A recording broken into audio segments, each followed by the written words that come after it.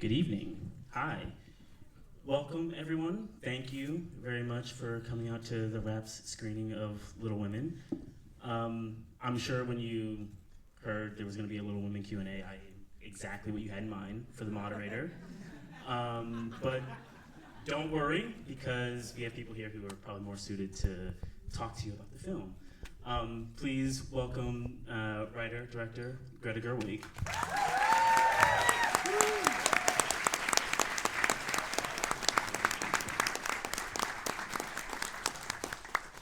Star of Little Women. Oh my God. Florence Pugh. I almost hit 80 mark, that's why it took me a second. And producer Amy Pascal.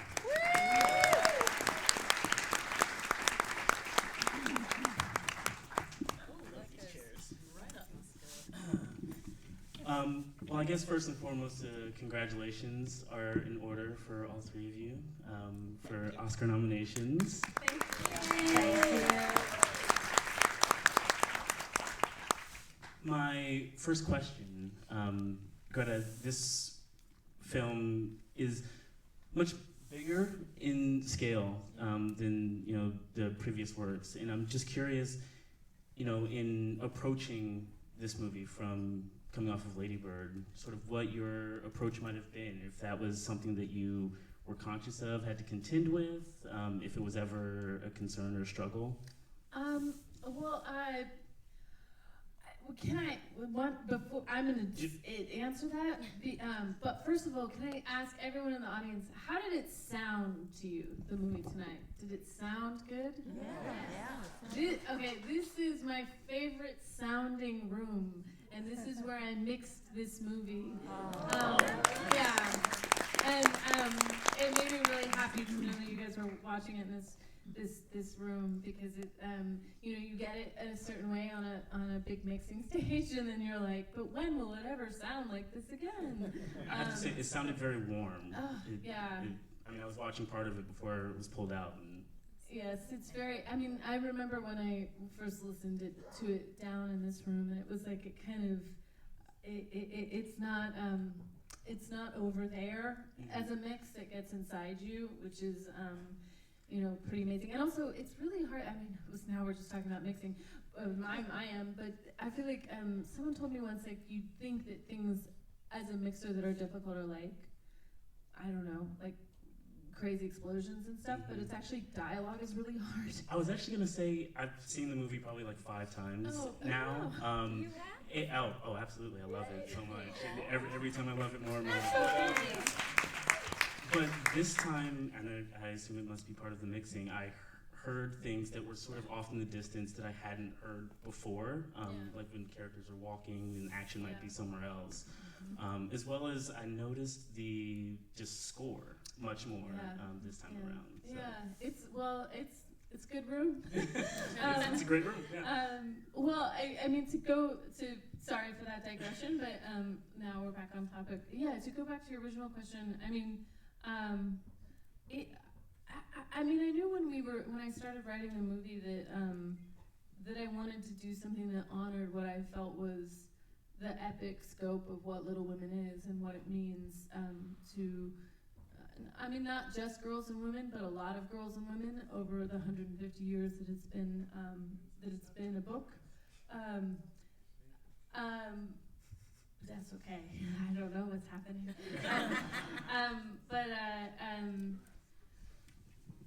Oh no.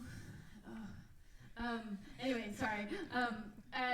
But so I wanted to do something that was kind of that had that scope, and it takes place over many years, like 12 years, and lots of different plot lines, and it needs a bigger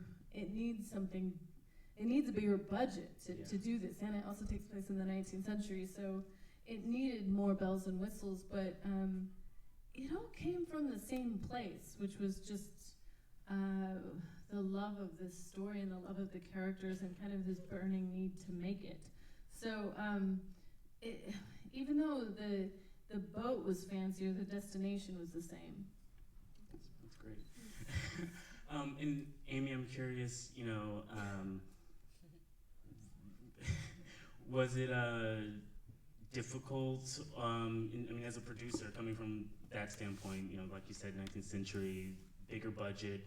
How did you know that Greta was the person to sort of entrust this boat to? I think that there's probably a lot of producers out there in this audience. I think the most important thing that you are as a producer is somebody who trusts their gut instincts. And when I met Greta, it was such a jaw-dropping experience. She had not made Lady Bird at the time. She had worked with Noah on Frances Ha and other movies, but I'd never even read anything that she'd written by herself. But she came in and had a meeting with me and Denise Denovi and Robin Swycord and some of the executives at Sony, and she had such a profound and clear idea for the movie that she was going to make.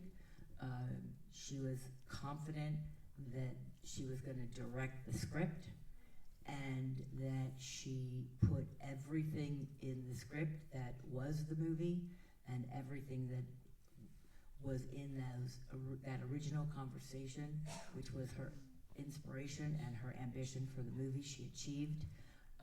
And she put it all on the page, and then she put it all on film. And I think that when you meet somebody like that, and they tell you what they're going to do, you just say, okay.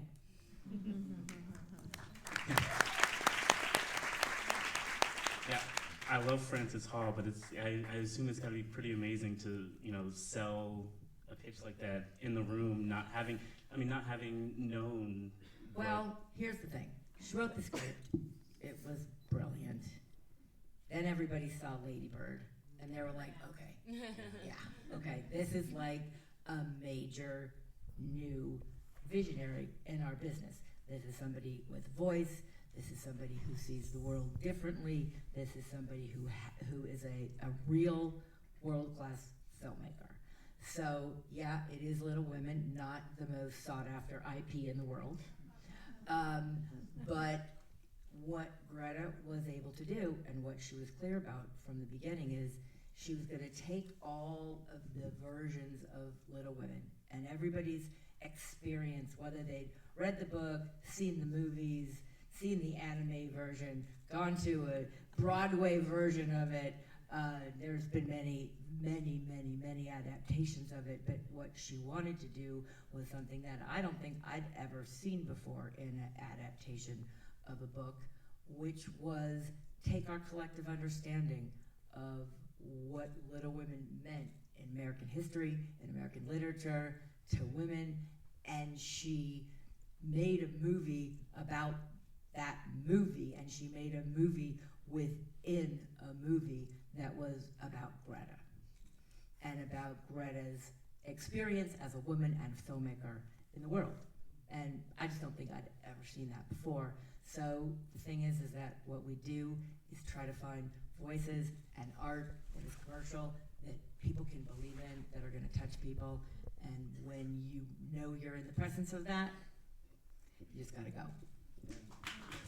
I definitely do want to touch on some of the things that you just mentioned there, but first, Florence, not Amy.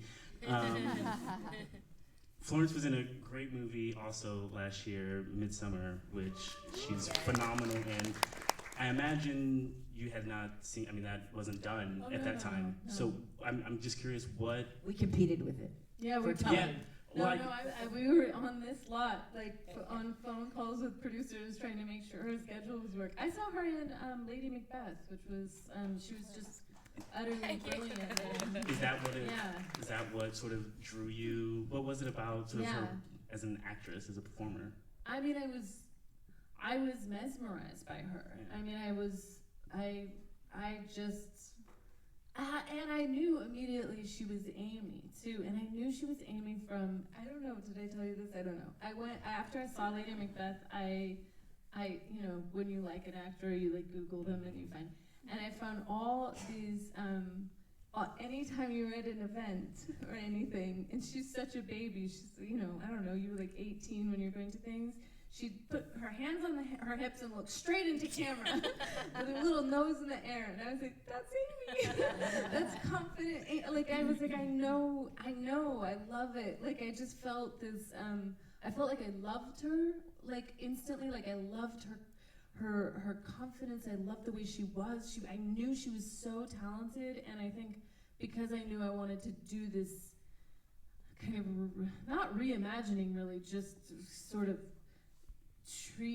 showing Amy the way I found her in the book, which was much deeper and more interesting than I felt like had really been explored fully. And I just knew it was her. And then, so she was, she made Midsummer right before she made Little Women. Right. And Florence, when you came to Little Women, just the story, how did you relate to it? Did you see yourself as Amy? Did you relate to a different character? Yeah, my gran read it to me when I was younger. I'd go stay around her house on the weekends, and she'd read me her favorite classics. So it'd be Secret Garden, Little Women. And I remember my gran was always so excited when Amy did something really naughty. And I remember really loving seeing her nose wrinkle up every time she read Amy's words. So that was my introduction, and then obviously I reread it later, and then Greta's script came in. And I literally did Midsummer just before, and we had about like 4 days difference. And he came in, and Amy was just the best thing to be for 3 months. And I think also there's something like, I was trying to think about why I loved being the younger version of Amy so much every single day. And that's because if I think back to being a kid, I can't think of a photo or a video or a memory where I'm not doing, or anyone isn't doing, a dirty, cheeky laugh. And you're always filled with so much joy, even if you're covered in mud or falling in a lake or whatever. And I think I was just so happy to tap into that child again, and just be free. And Greta was so wonderful in just letting me be a kid, and eat all the food on set and throw popcorn and scream and fantasize about Laurie, and like she just encouraged me to not be an adult, and that was honestly blissful after Midsummer. Yeah, I was going to say it must have been a relief after that film. Greta, taking such a storied classic and, as Amy said earlier, really sort of imbuing it with your own Greta-isms, the things that we've come to know even just from Lady Bird. I'm just kind of in awe and curious whether it's something that that you realize if you are picking sort of spots to really have yourself or your bits in the story, or if it's just something that naturally kind of in telling and adapting it just sort of flow out. Well, this book was. This book was the reason I thought I could be a writer, that I wanted to be a writer, was that Jo March was a writer. And I read this book and reread it, and the truth is, I don't totally know, did I want to be a writer because Jo March, because I wanted to be a writer, then I loved Jo March because she wanted to be a writer, or I loved Jo March and then I wanted to be a writer, because my identity and this book fused so early, and I think that often happens with fiction in childhood, that you can't quite tease out where you begin and where the character begins and how that intertwines. So it was already so deeply a part of me, and then I had the very surreal experience of, I'd read it, and then I hadn't read it since I was like 15, and then I read it when I was 30. And even though I knew almost every single line, it was like I had never read it before. It was like completely modern and pressing and strange and relevant, and it was about exactly what my central interests are, which is authorship, ownership, women, art, money, and and how that all intersects. And so I felt like it's deep inside of me in two ways, both the childlike part of me and then, you know, realizing as an adult what was there. And then as an adult, I started looking into who Louisa May Alcott was, who I never knew when I was a kid. And I think one of the things about the book, which is odd, but I blocked out, really, was Jo doesn't become a writer in the book. She says in the book she stopped up her inkstand, and she becomes a mother and marries a German man, and she opens a school, and I hadn't internalized that as part of her story. I had internalized the part of her that was a writer, because there is this weird double knowledge of Jo doesn't become a writer, and yet I'm holding this book. So someone wrote it. And so then later, researching Louisa May Alcott, and I find out, you know, she didn't get married, she didn't have children, but she did keep her copyright, and she did make, you know, she was like the J.K. Rowling of her day. The book sold out in the first printing in 2 weeks, and she had her own copyright, so she was able to go to another publisher and negotiate a better rate for herself. I mean, amazing. I mean, it's sort of astonishing that this was the woman that she was. So, in any case, all of this is to say, so little of the text of this movie is me being just the author. So much of this is taken from either directly from the book, or from letters, or from journals, or from other writings of Louisa's.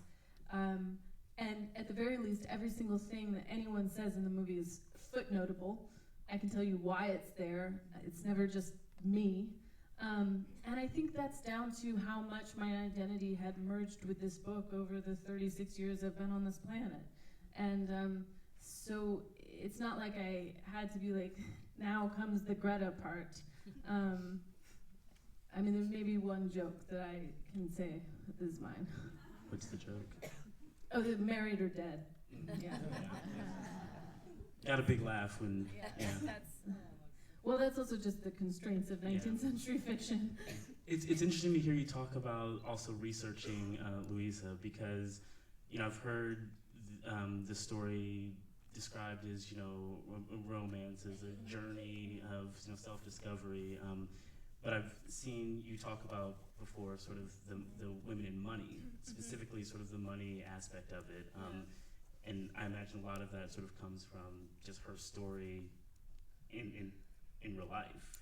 Yeah, I mean, well, money is all over the book, too. I mean, it is, and once you start seeing it that way, that's like, you can't unsee it. I mean, the first line of the book is, Christmas won't be Christmas without any presents. It's dreadful being poor. It's, you know, it's four girls sitting around talking about the lack of money. And then you just see it, it's a theme the whole way through. And I mean, Amy's character does say, I've always known I would marry rich. And without any context of what that meant, that could sound crass, but one of the reasons I wanted to give her this speech about what women could or could not do was because it is the only decision you can make as a woman in the 19th century to determine your lot in life. But for Louisa, you know, the March family of the book and the film, they're the sort of the genteel poor, of like almost the kind of fallen from the higher echelons, like in an Austen sense, like the Bennets or something from Pride and Prejudice. But the Alcott family was wretchedly poor. They were poor, like they moved in Boston 30 times because they could never afford the rent. And her father would refuse to take any job that he found to be immoral, which is amazing, and also left his family completely destitute.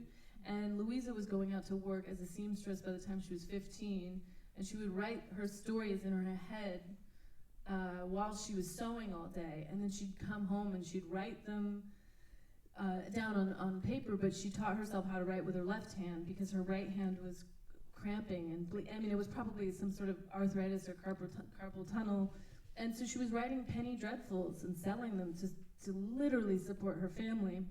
And you know, one of the lines from the movie is, Friedrich is criticizing her writing, and she says, "I can't afford to starve on praise," and that's from.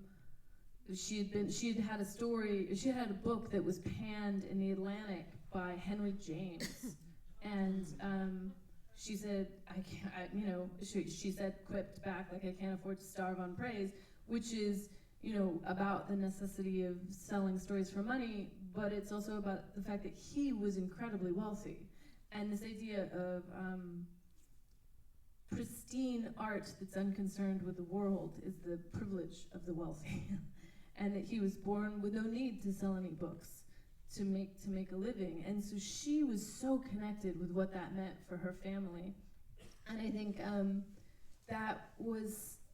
I just found that in everything. And then, making films, it's nothing if not an economic proposition. It's expensive. It's expensive, and you're asking for someone, a company, a person, a producer like Amy, an actor like Florence, to put everything they've got behind it and come on this ride and to back you. And so that negotiation, I lifted the first scene of the movie straight from the book, her sitting in front of the publisher saying, "How much do I have to change this piece of writing in order to get paid?" And that could be any screenwriter sitting across any producer or studio head saying, "Oh my God, how much can I change and still keep what this is, but still get the thing made?" And I think that it's in the book, it's in her life, and it was something that I found so rich for the questions I'm interested in. Florence, you mentioned having fun on set playing Amy.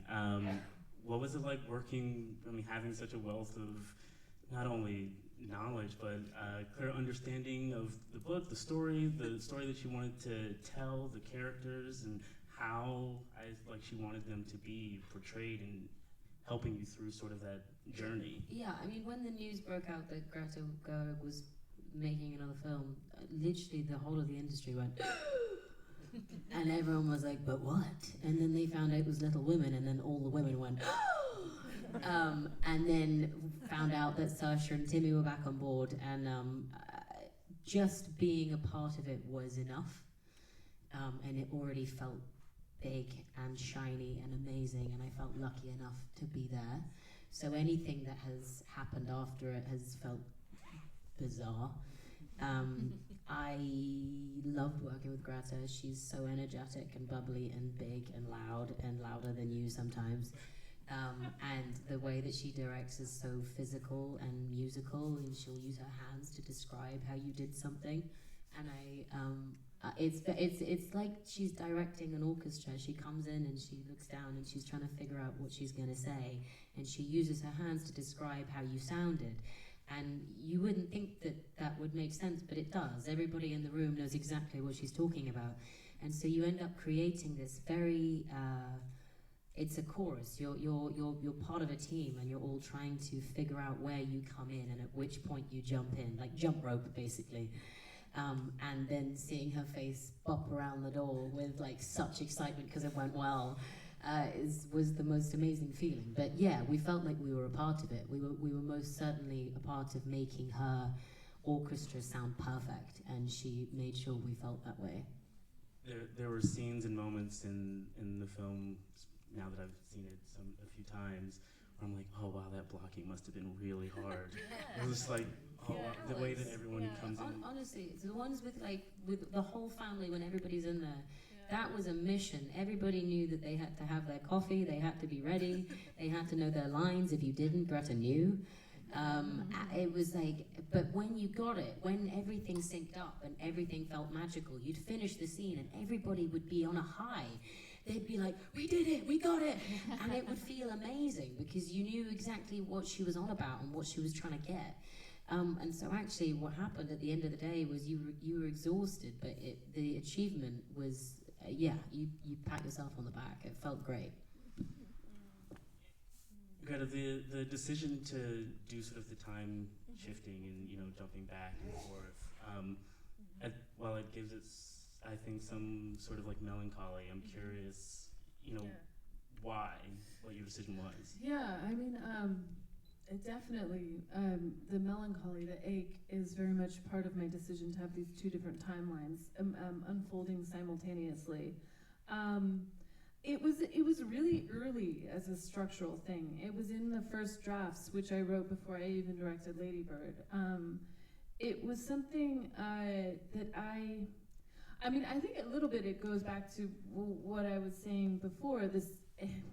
It felt like it was this double experience for me of reading the book when I was an adult, where I'm experiencing this book that I loved as a child, so I'm both in it and reflecting on it, and I'm in my own life and reflecting where I was when I was reading it, and I thought about Louisa, who, you know, when the book was published, she was 36 and I'm 36, and that felt like there was a mystical connection there. But that kind of, I felt in the text that there was an ache of Louisa writing this. I mean, by the time she sits down to write this, one of her sisters is gone. Her sister Elizabeth had died. Her sister May was studying painting. She was away. Her other sister Anna had married and had kids, which was devastating for her. She really loved Anna the way, you know, Joe loves Meg. And so she is writing it out of, they're gone.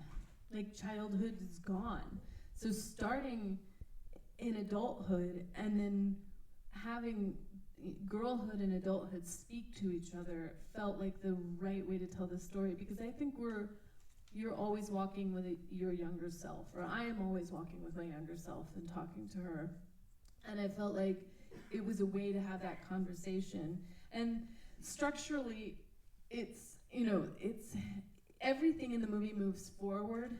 There are two different origin points of the timeline. It starts at 1868 and moves forward, and it starts in 1861 and moves forward. So you could go between them, but nothing ever goes back within that structure, which I don't think it's something that you necessarily need to be consciously aware of, but I find that when you're doing something tricky structurally, you need to know that you're on solid intellectual ground, because it's the thing that you're gonna hang your hat on. And I remember seeing, like, in pre-production in some featurette about Dunkirk, and Chris Nolan had all the different timelines and all the different things, and I was like, I need a whiteboard and I need all these different colors. But it's you know, when you watch it, I only want people to experience it emotionally, but that sense of we are both who we were, and also trying to figure out how to make her proud is always going on, and that was, and it felt like it captured that kind of ache of something being already past. Amy mentioned, you know, first all the different sort of versions of Little Women, and then said that it wasn't necessarily a sought after IP, but Louisa wrote other novels and carried on even the story. I'm curious, any thought to sort of the Little Women cinematic universe? And, you know. Yeah. No, I mean, no, I don't know. God, maybe. Oh, Little Women cinematic universe. Oh, it's got a nice ring to it, right? Yeah, I can be the Kevin Feige of Louise Exactly. Mail. Exactly. Yeah. Well, I think that, you know, that's really all, you know, that I had. Thank you. The movie Thank is you so fantastic. Good luck to all three of you. Thank you, everyone, for coming out